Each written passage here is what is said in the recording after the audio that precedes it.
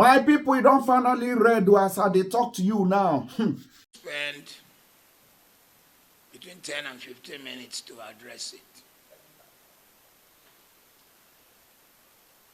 The dictionary defines genocide as, because I knew you were going to ask, so I got ready for you.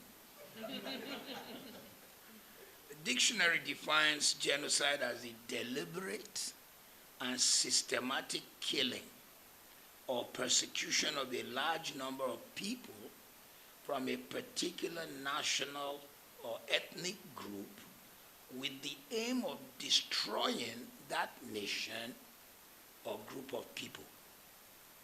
And with that definition, I'm going to turn my answers to a question or questions to the majority of you who are here today. Let me give my response a background. I was born in 1952 in Zaria. I was born in the military barracks. I grew up in Kaduna, Zaria, Kaduna, Kano. So my answer does not come out of just newspaper, but experience. The first riot I ever experienced, with all due respect, was against people from the East. I was there during the Zaria riots when your crime was that you were Igbo. They didn't tell me, I saw it. People were being killed right before my eyes. My dad was a soldier trying to prevent it. And I remember the man coming back with a deep dent in his military helmet as the guys were screaming and walking the roads of Zaria and screaming, Tawaye. Tawaye means our eyes have opened. Following the first coup by Kaduna and Zogu, they felt their eyes had opened. So there certainly was genocide because people were being dragged out of their house and killed. But then when it comes to the hot case on hand, is there religious genocide in Nigeria? Firstly, I'd like to say that whatever issue is in Nigeria, because it was not dealt with, it became a snake with 5 heads or more heads. And so when you are looking at each case, you need to know which head you are dealing with. Bandit is a head. Banditry is a head. Terrorism is a head. Fulani herdsmen carrying guns and invading people's farm, chasing them out, is another head. The guys who demand money, what did they call them? Kidnappers is a head, and there are many more heads. And then deliberate chasing of people away from their land and immediately putting another tribe there is a head. So, are these things happening in Nigeria or not? I'll just take you down some historical cases and I'll ask you, is it really happening in Nigeria? Maitasine, in the 70s, a man who rose and began to teach a form of Islamic cleansing that says anybody who was not of that particular belief must die. Is that not genocide? And is that fair in a secular nation? Zango Kataf. Zango Kataf, in case you don't know, what you know as Kaduna State was once including Katsina. And on grounds of religion, Katsina State was cut off because the majority of Katsina State was Islamic. And what remained as Kaduna State was majority what we call Southern Kaduna, Zango Katav, people who are, and so on and so forth. I don't want to mention all the tribes. And despite cutting and now having Kaduna State, the south of Kaduna State is 99% Christian, producing Professor Ishaya Audu, first Vice Chancellor Amadu Bello, producing General Ishaya Bameyi, producing former Deputy Governor Central Bank, Mathew. But somebody was still not satisfied and wanted their land.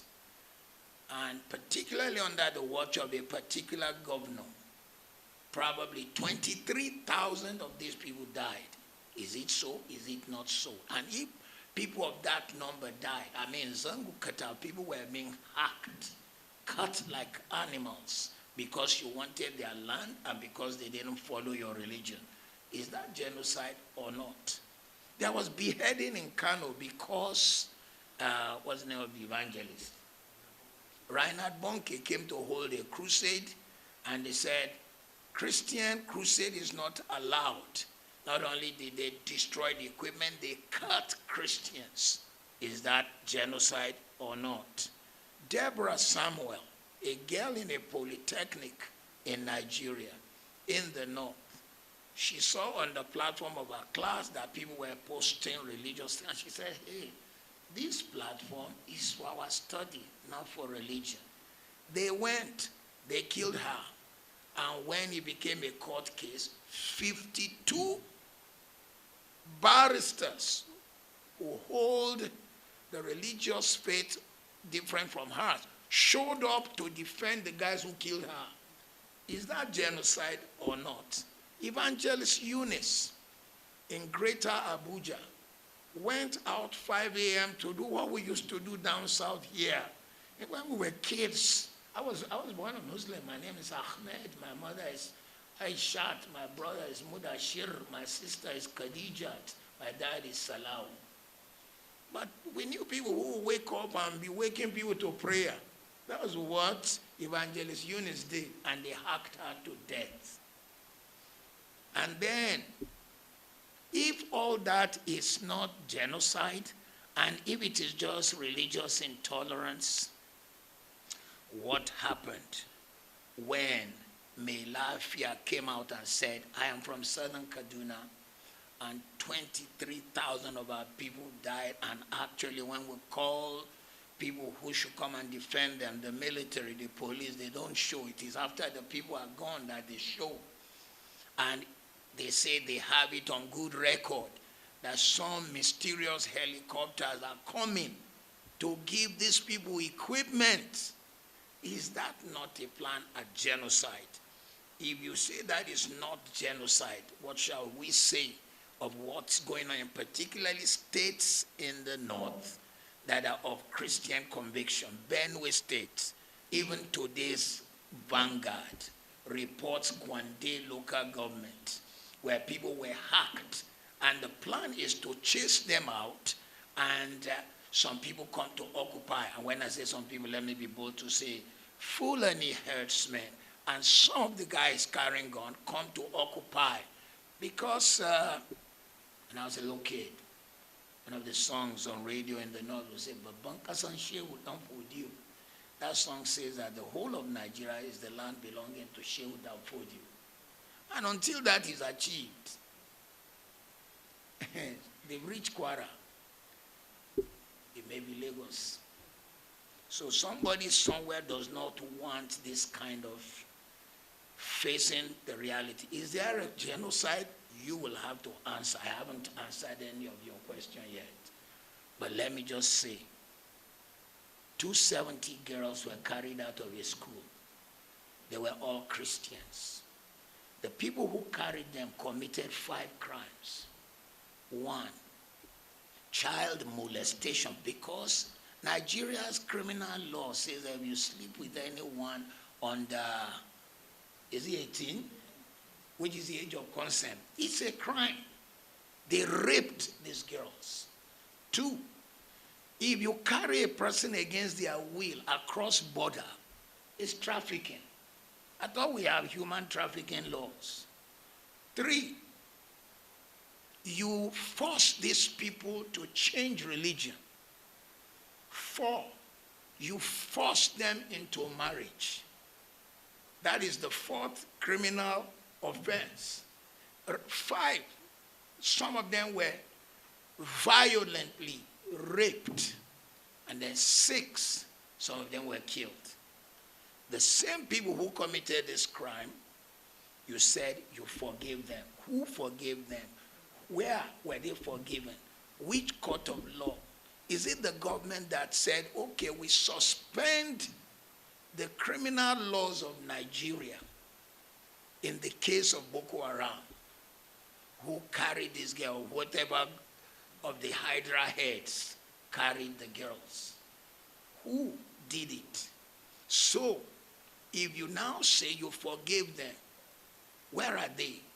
It is rumored that some of them are now repented and you brought them into the army. How can a man who killed and committed all this crime now qualify to be a defender of the nation?